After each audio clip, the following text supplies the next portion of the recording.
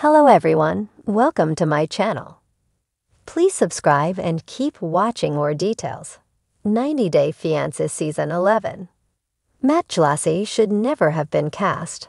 I think his behavior during Mexico trip, amid throuple romance, is one red flag, but there's more. I think Amani Jlassi made a big mistake by involving her husband Matt from 90 Day Fiancé in a throuple relationship, since the man only has eyes for their girlfriend, Annie Aguirre, on the show now. Amani is a successful boss babe married to Matt for almost a decade with 2 daughters. The couple decided to spice up their life by having a consensual, committed 3-way relationship when they met stripper Annie at a gentleman's club in Tijuana. Unfortunately, the decision ensured that Amani was being replaced. Amani shouldn't have brought another person into her marriage. San Diego couple Amani and Matt headed to Mexico for 2 weeks to spend time with Annie, her kids, and her family before they could apply for her K-1 visa. Amani mentioned that she needed to feel confident about Amy's relationship with them before permanently bringing her to the U.S., so this trip would be a turning point in their lives, regardless of the outcome. Little did she know that the trip was going to expose why Amani and Matt shouldn't have been in a throuple relationship at all. Just watching the last couple of 90 Day Fiancé episodes has me convinced that Matt and Amani's marriage won't last long. I recall watching Matt and Amani on How to Get Rich, where the former engineer complained that Amani devalued what he did for the house because he wasn't the breadwinner, but a stay-at-home dad. Getting the cameras on him yet again may have made Matt feel confident to explore a life without Amani, especially since he had Annie to focus on. He didn't shy away from showing his attraction to Annie even with Amani right by his side.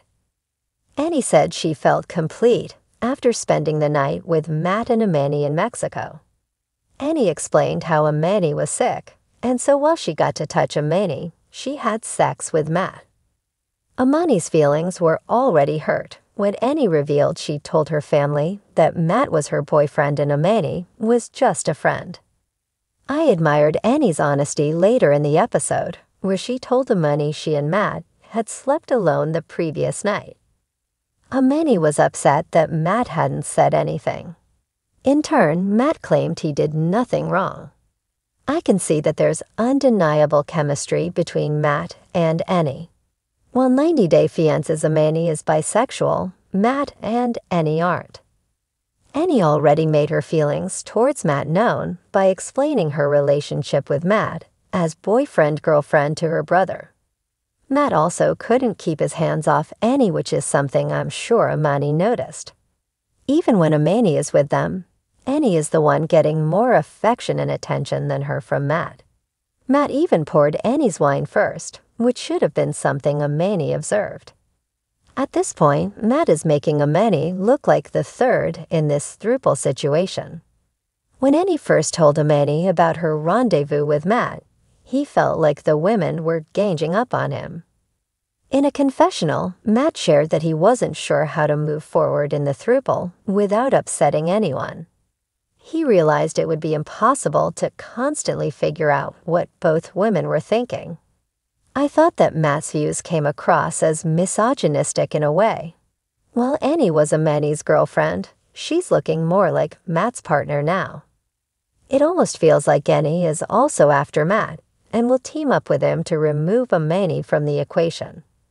However, I think the plan is for Amani to marry Annie, since Amani is the earning member of the household and Matt has been unemployed for several years. Matt wouldn't be able to sponsor Annie's visa without Amani's help. Matt will be facing this dilemma as the 90 Day Fiancé season progresses. It will be interesting to see if he dumps Amani anyway, whether he gets to be with Annie or not. Matt doesn't have any feelings towards his wife, and it is quite evident. Season 11 of 90 Day Fiancé has brought viewers a lot of drama, emotions, and unexpected twists. Among the many couples, one individual stands out not for his charm or lovable personality, but for his questionable behavior that should have disqualified him from ever being cast on the show. Matt Jlassi.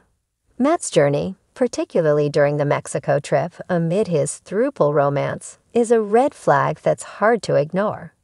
However, it's not just his antics in Mexico that raise alarms. There are deeper issues with his personality and approach to relationships that make him a problematic cast member. When Matt was first introduced, his relationship seemed like a typical 90-day fiancé storyline. He had met a woman, fell in love, and was hoping to build a future with her. But what quickly became apparent is that there were layers to his story that didn't seem to line up with the usual expectations of honesty, commitment, and introduction of a throuple dynamic into his relationship with his girlfriend only added fuel to the fire.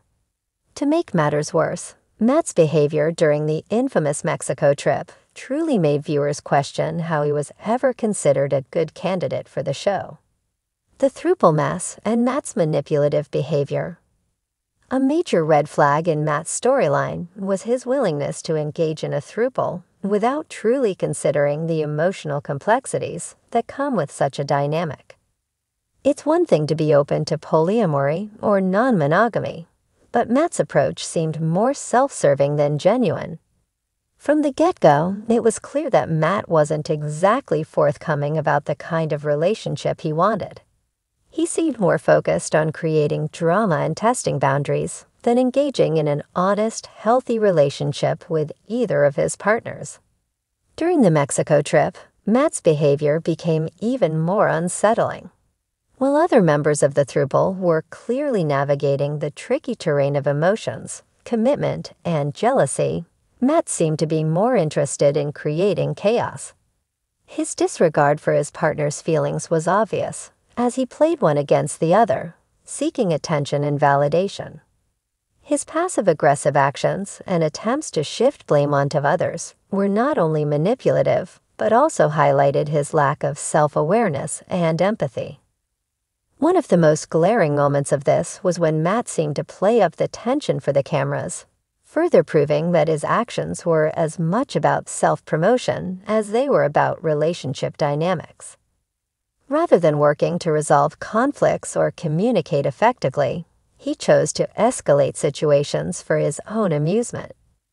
This kind of behavior, particularly when it's so clearly being done for the sake of drama, is a huge red flag. It makes one wonder if Matt was more interested in the 90-day fiancé fame than in actual relationship building. Lack of accountability and self-awareness. Another reason why Matt should never have been cast on 90-Day Fiancé is his complete lack of accountability. Throughout the season, viewers witnessed Matt deflecting responsibility for his actions at every turn. Whether it was his problematic comments during the Mexico trip or his failure to take responsibility for the emotional strain he was putting on both of his partners, Matt never truly owned up to his mistakes. In reality, this kind of behavior is a serious red flag in any relationship, but especially on a show like 90-Day Fiancé, where the goal is to build strong, lasting partnerships. Matt's tendency to blame others for his issues suggests a deep-seated lack of self-awareness, which makes him an unhealthy partner. The way he handled his interactions with his partners also hinted that he might have a narcissistic streak, as he appeared to care more about how he was perceived by others than actually nurturing any meaningful connection. This lack of accountability, coupled with his manipulative tendencies, signals that Matt is far from ready for a serious, mature relationship. A pattern of toxic behavior. What's concerning about Matt is that his actions on the show aren't isolated incidents. They're part of a larger pattern of toxic behavior. His relationships seem to revolve around power struggles, drama, and manipulation, rather than mutual respect and love. Rather than communicating openly and honestly, Matt uses silence, passive aggression, and playing one partner against the other as his go-to tactics. This creates an unstable environment that is emotionally draining for everyone involved. There's also the issue of his constant need to push boundaries. Matt's behavior on the Mexico trip, where he seemed to test how far he could go before his partners would react, is a classic example of this. Rather than being considerate and respectful of their feelings, he seemed more concerned with pushing the limits of the relationship, testing the waters in a way that felt more like a game than a genuine emotional connection. This kind of behavior can lead to toxic dynamics where one partner feels unsafe or unvalued, which is exactly what we saw happening with Matt's throuple. The fame-seeking motive. While 90 Day Fiancé has launched the careers of many individuals, it's important to distinguish between those who genuinely seek love and those who are simply using the show to gain notoriety. Matt's actions strongly suggest that his motives may be more about fame than genuine connection. His behavior often came off as overly performative, as if he was more focused on his on-screen persona than on building a real relationship. From his confrontational moments to his dramatic outbursts, Matt seemed more like he was auditioning for the role of a reality TV villain than trying to make an actual relationship work.